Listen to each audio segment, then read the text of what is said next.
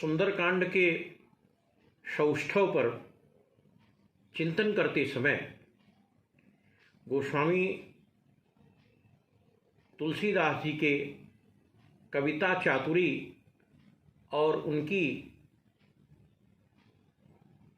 वाग विदग्ध रीति के सौष्ठव का भी परिचय प्राप्त हो जाता है। सुंदरकांड में अनंत बलवंत श्री हनुमंत जी महाराज लंका कांड में प्रवेश कर रहे हैं। प्रथमतः हनुमान जी का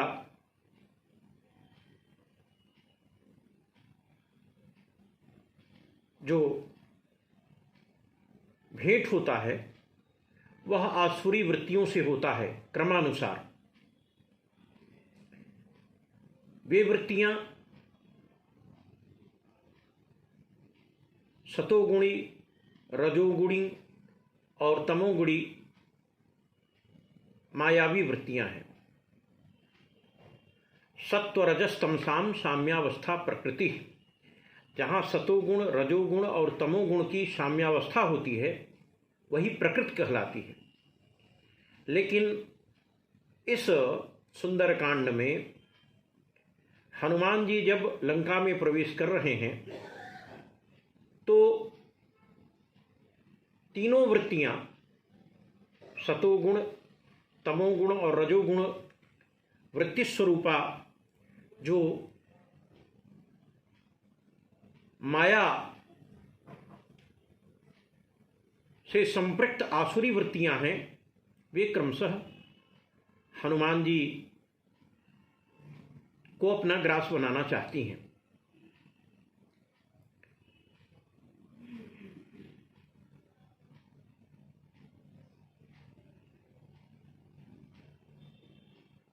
दार्शनिक दृष्टि से देखा जाए तो भक्ति को प्राप्त करने में जो बाधक तत्व है वह यही सतोगुणी, रजोगुणी और तमोगुणी वृत्तियां ही होती हैं। और यदि हम इन वृत्तियों से निजात पा जाएं, आसुरी वृत्तियों से, तो जीव के जीवन में भक्ति अवतरित हो जाती है। भक्ति का रसोद्रेक होने लगता है और इसी भक्त्युद्रेक के ही कारण गोस्वामी जी हनुमान जी के माध्यम से भक्ति स्वरूपा सीता माता तक की यात्रा कराते हैं और हनुमान जी को इन तीनों वृत्तियों पर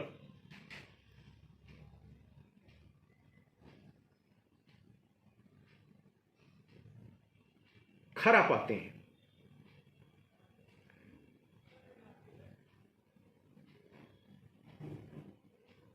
सुंदरकांड में गोस्वामी तुलसीदास जी ने इन तीनों वृत्तियों की मीमांसा में महिलाओं को पात्र बनाया है, चाहे वह सुरसा हो, सिंहिका हो अथवा लंकिनी हो, या आगे चल करके अशोक वन में त्रिजटा की स्थिति रही हो।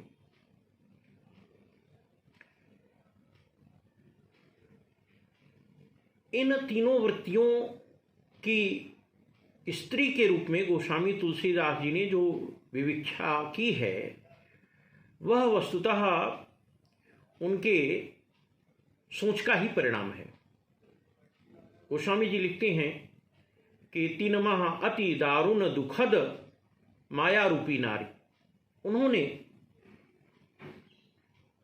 स्त्री को माया के रूप में स्वीकार किया है और इसीलिए यहाँ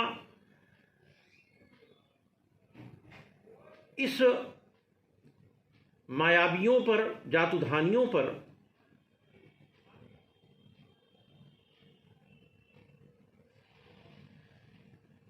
अंकुश लगाते हुए उनको हनुमान जी अपने बल, बुद्धि और विवेक से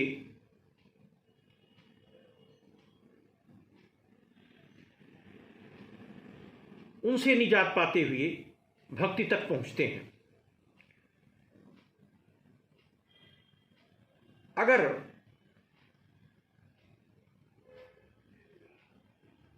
दार्शनिक दृष्टि से विचार किया जाए तो यह जो सुरसा है वह स्वर्गलोक की माया है, और उसका मूल कारण यह है कि उसे देवताओं ने परीक्षा के लिए भेजा है।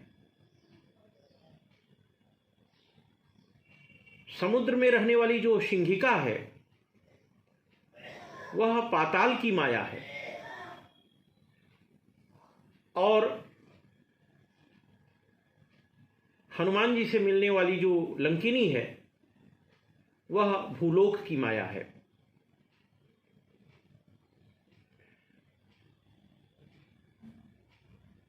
इस क्रम में हनुमान जी की सबसे पहले भेंट सुरसा से होती है। सुरसा सर्पों की मां है। सुरसा नाम अहिन कै माता, अहिन कै माता। वस्तुतः दक्ष प्रजापति की 8 कन्याएं थीं। उन 8 कन्याओं में से एक कन्या का नाम नता था। नता के जो बेटी हुई उसका नाम वीनता था, और वीनता को भी 2 कन्याएं प्राप्त हुईं। उनमें से एक कन्या का नाम कद्रु था और दूसरी कन्या का नाम सुरसा था। कद्रु नागों की माता थी और सुरसा सर्पों की माता थी। सर्प और नाग में भेद है, किंतु हिंदी भाषा में सर्प और नाग में भेद नहीं स्वीकार किया गया है।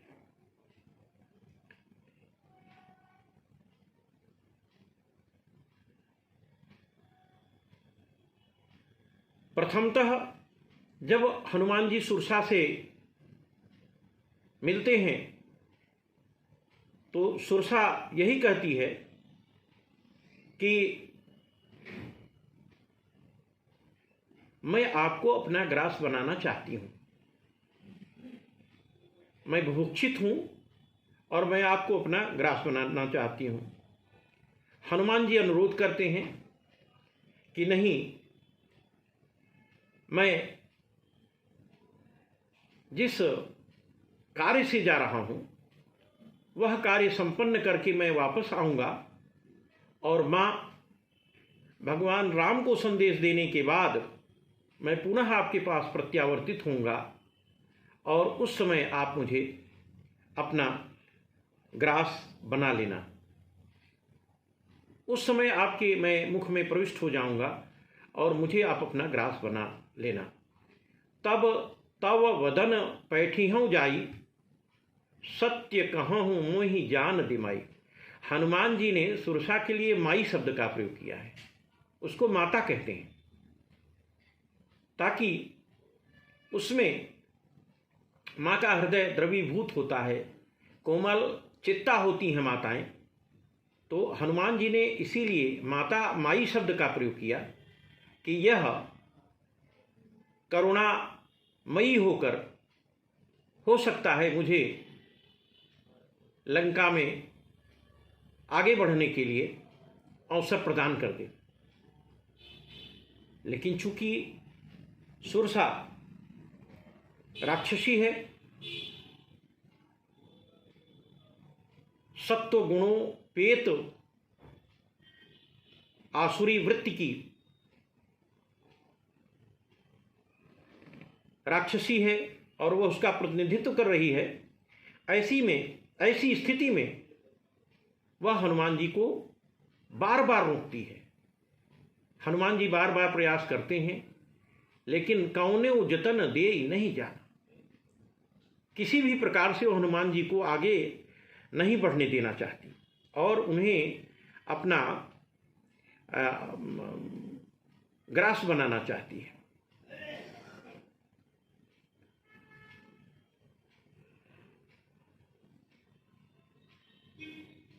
यहाँ पर गोस्वामी तुलसीदास जी का एक वैशिष्ट्य यह भी आप देख सकते हैं कि हनुमान जी में भी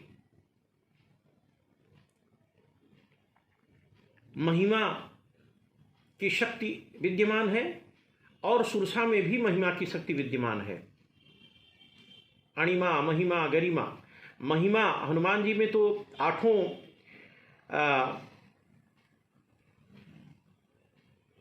सिद्धियां हैं और यहाँ सुरसा में भी महिमा की सिद्धि कविता वनिता विलास गोस्वामी तुलसीदास जी चित्रित करते हैं। वह अपना स्वरूप परिवर्तित करने में सक्षम है। जस जस सुरसा बदन पढ़ावा, तासु दून कपि रूप दिखावा। अंततः सत जोजन तेहि आनन कीन्हा। यहाँ पर गोस्वामी जी की लेखनी का चातुर्य आप देख सकते हैं। समुद्र की जो लंबाई है वह 7 योजन है। जैसा कि संपाति जी ने अपने कथन में हनुमान जी से और समग्र बानर भल्लू की सेना से यह स्पष्ट कर दिया था कि जो नाघई 7 योजन सागर, करई सुराम काज मतियागर। यहाँ सुरसा हनुमान जी की परीक्षा ले रही है और अंततः उसने 7 योजन तक का अपना मुख विस्तीर्ण किया। 7 योजन तेहि आनन कीन्हा।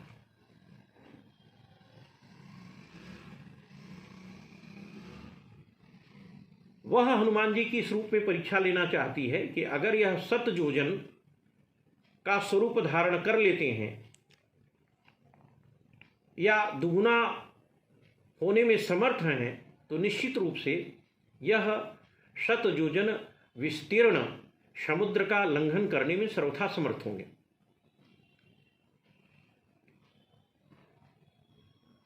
लेकिन यहाँ यह भी प्रश्न उठता है कि हनुमान जी ने हर बार दुगुना रूप दिखाया। यहाँ भी अगर हनुमान जी 7 योजन के जगह 200 योजन का स्वरूप धारण कर उसके मुख में प्रविष्ट हो जाते तो सुरसा का वध हो जाता। सुरसा सतोगुणी माया है और हनुमान जी उसको माई कह चुके हैं। ऐसी स्थिति में वह इस सतोगुणी माया वृत्ति का वध नहीं करना चाहते। हनुमान जी यह भी जानते हैं कि देवताओं ने तो इसको परीक्षा लेने के लिए भेजा है। यह तो अनिच्छया मेरे मार्ग में बाधा बन रही है। यद्यपि इसकी इच्छा नहीं थी किंतु देवताओं के बलपूर्वक भेजने पर यह मेरी परीक्षा लेने के लिए आई है। इसलिए हनुमान जी ने सुरसा का वध नहीं किया। सतोगुणी वृत्ति है सुरसा की। और मशक समान रूप कपिधरी, हनुमान जी ने सूक्ष्माति सूक्ष्म जीव जंतु का रूप धारण किया, मशक का। और लंका ही चले सुमिर नरहरि, सुरसा के मुख में प्रविष्ट होकर हनुमान जी जब बाहर आ जाते हैं तो हनुमान जी सुरसा माँ से अनुरोध करते हैं कि माँ अब तो मुझे जाने दो। यहाँ पर सुरसा ने हनुमान जी की एक दूसरी परीक्षा भी ले ली है।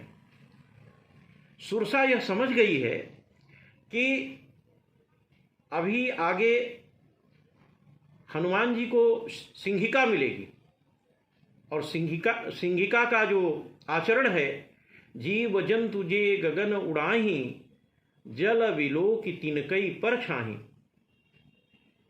वह ग्रास बनाती थी, परछाई से ही ग्रास बना लेती थी, खींच लेती थी, अपनी ओर आकृष्ट कर लेती थी। न केवल जीवों को बल्कि सूक्ष्माति सूक्ष्म जंतुओं को भी। तो सुरसा को यह बोध हो गया कि जब हनुमान जी ने मशक्क का रूप धारण कर लिया तो निश्चित रूप से यह और भी छोटा रूप बना करके सिंहिका राक्षसी से भी निवृत्ति प्राप्त कर लेंगे। इस प्रकार सर्वविध हनुमान जी के बल बुद्धि का परीक्षण कर लेने के बाद उसने हनुमान जी से कहा कि बुद्धि बल मरम तोर मैं पावा। तोर शब्द एक वचन है, लेकिन जब बुद्धि और बल हनुमान जी के शौर्य पराक्रम ज्ञान का उसे बोध हो जाता है, तब उसने तोर शब्द के स्थान पर तुम शब्द का प्रयोग किया। एक वचन से उठ करके उसने बहुवचन का प्रयोग किया, क्योंकि आदरार्थे बहुवचनम, जब आदर का भाव दिया जाता है तो वहाँ पर बहुवचन की ही विवक्षा व्याकरण की दृष्टि से की जाती है। अब यहाँ पर आप हनुमान जी के बल बुद्धि निष्णात अतुलित बलधाम ज्ञान पुंगव होने का भी परिचय प्राप्त कर रहे हैं, और साथ ही साथ वो स्वामी तुलसीदास जी की जो वाग विदग्ध रीति है उससे भी आप परिचित हो रहे हैं, और यह सुंदरकांड की सुंदरता का परिचायक है।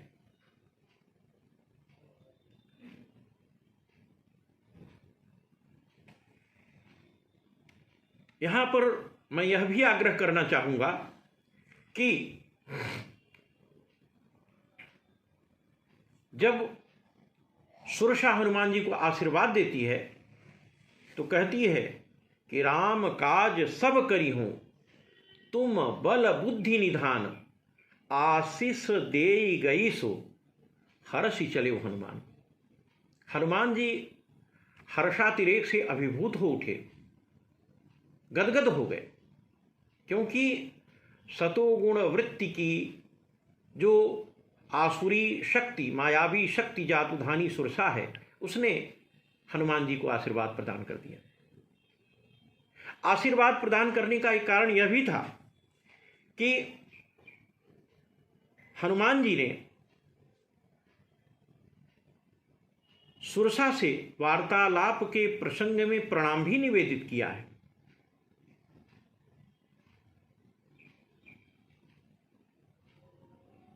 और प्रणाम निवेदित करने के कारण ही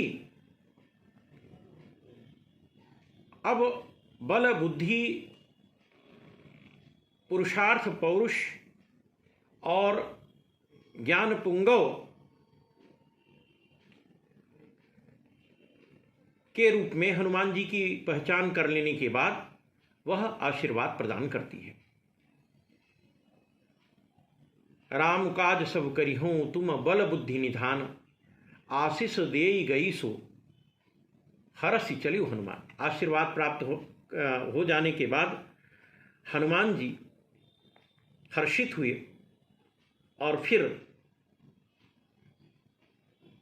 पुनः वह लंका की ओर प्रस्थान करते हैं।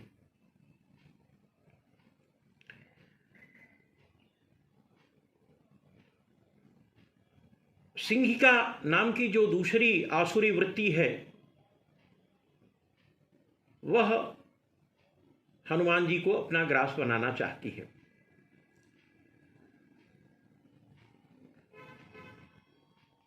यह जो वृत्ति है सिंहिका, यह जीव जंतु जे गगन उड़ाही, न केवल जीवों को बल्कि जंतुओं को भी, सूक्ष्माति सूक्ष्म जंतुओं को भी, जिन्हें हम टेलीस्कोप आदि के सहारे, आधुनिक यंत्रों के सहारे भी नहीं देख सकते, ऐसे जंतुओं तक को की भी परछाई का वह अवलोकन कर लेती थी और उसे खींचकर समुद्र में अपना ग्रास बना लेती थी।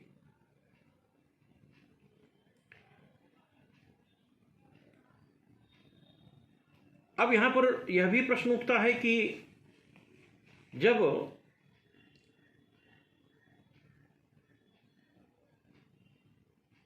विभीषण जी एवं अन्य जातुधान हनुमान जी के पास गए थे तो वो भी तो समुद्र के मार्ग से गए थे, उन्हें उसने अपना ग्रास क्यों नहीं बनाया? तो वस्तुतः सिंहिका लंका नगरी के जातुधानियों को ग्रास नहीं बनाती थी, वह अन्य लोगों को जो लंका नगरी से बाहर के होते थे उनकी परछाई को, उनके प्रतिबिंब को कैद करती थी और उन्हें अपने मुख का ग्रास बनाती थी। उसे देवताओं से भी बड़ा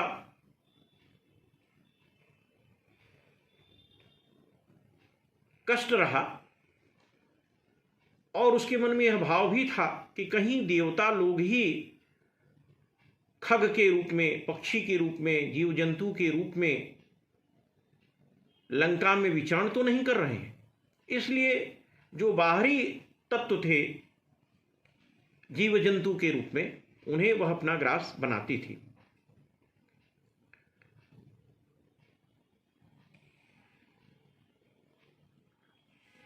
सुरसा को हनुमान जी ने चूंकि प्रणाम किया है, मागा विदा ताहि सिरुनावा, तो सुरसा यह जान जाती है, यह सुरसा को अभिज्ञान हो जाता है कि हनुमान जी विवेकी हैं, विनयी हैं, ज्ञान पुंगव हैं, अतुलित बलधाम हैं। ऐसी स्थिति में सिंहिका का भी लंघन करके वह लंका में अवश्य ही प्रविष्ट हो जाएंगे। एक बात मैं यहां आपसे और मैं निवेदन करना चाहता हूं कि यह जो तीनों वृत्तियां हैं, चाहे सतोगुणी हो, चाहे रजोगुणी हो या तमोगुणी हो, चाहे वह सुरसा रही हो, सिंहिका रही हो, लंकिनी रही हो, सब ने हनुमान जी को आशीर्वाद दिया है। हनुमान जी के बल बुद्धि से पराभूत होकर के, हार करके तीनों वृत्तियों ने, तीनों राक्षसी वृत्तियों ने हनुमान जी को अपना अपना आशीर्वाद प्रदान किया है।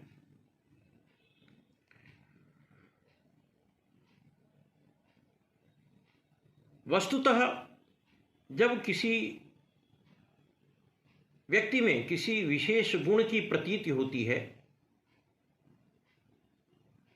तभी उसकी पूजा होती है, तभी उसका सम्मान होता है। इसीलिए कहा भी जाता है, गुणाः पूजा स्थानम गुणेषु न च लिंगम न च वयः।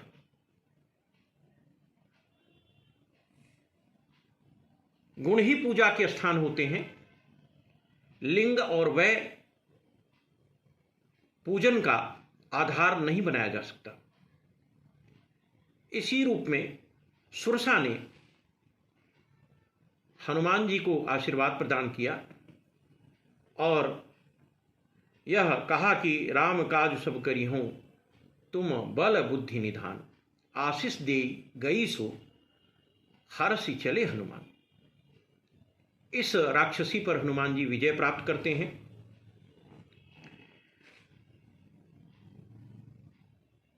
इस प्रकार गोस्वामी तुलसीदास जी ने सुरसा के रूप में सतोगुणी माया पर हनुमान जी की विजय दिखाई है और यह भी स्पष्ट कर दिया है कि जब इस प्रकार का मन में भाव हो, इस प्रकार की मनोकामना हो, तो वह लक्ष्य की संसिद्धि कर ही लेता है। भक्ति स्वरूपा मां जानकी उन्हें प्राप्त हो ही जाती हैं। इसी सुंदरकांड में हनुमान जी ने इन आसुरी वृत्ति पर हनुमान जी को विजय दिलाई है, चाहे वह सुरसा रही हो, सिंहिका रही हो, लंकिनी रही हो। और इस प्रकार हनुमान जी के बल, बुद्धि, पराक्रम, पौरुष्य, उत्साह, धैर्य, विवेक का एक सुंदर चित्रण करते हुए उनकी कीर्ति पताका को गगनांदोलित किया है। इस रूप में भी सुंदरकांड की सुंदरता प्रतिबिंबित होती है। आज मैंने केवल एक आसुरी वृत्ति पर चर्चा की है। अपने अगले वीडियोज़ में मैं तमोगुणी और रजोगुणी मायावी वृत्ति की परिचायिका सिंहिका और लंकिनी के बारे में भी प्रकाश डालूंगा और श्री हनुमान जी से उन जातुधानियों के भी पराभूत हो जाने के कारण श्री हनुमान जी को दिए गए आशीर्वाद के फलस्वरूप भक्ति स्वरूपा मां जानकी से जो गोस्वामी जी अपनी लेखनी के माध्यम से भेंट कराते हैं, उस भक्त की पताका के डिंडिम घोष की अनुगूंज अगले वीडियोस में अवश्य ही आपको सुनने को प्राप्त होगी। धन्यवाद।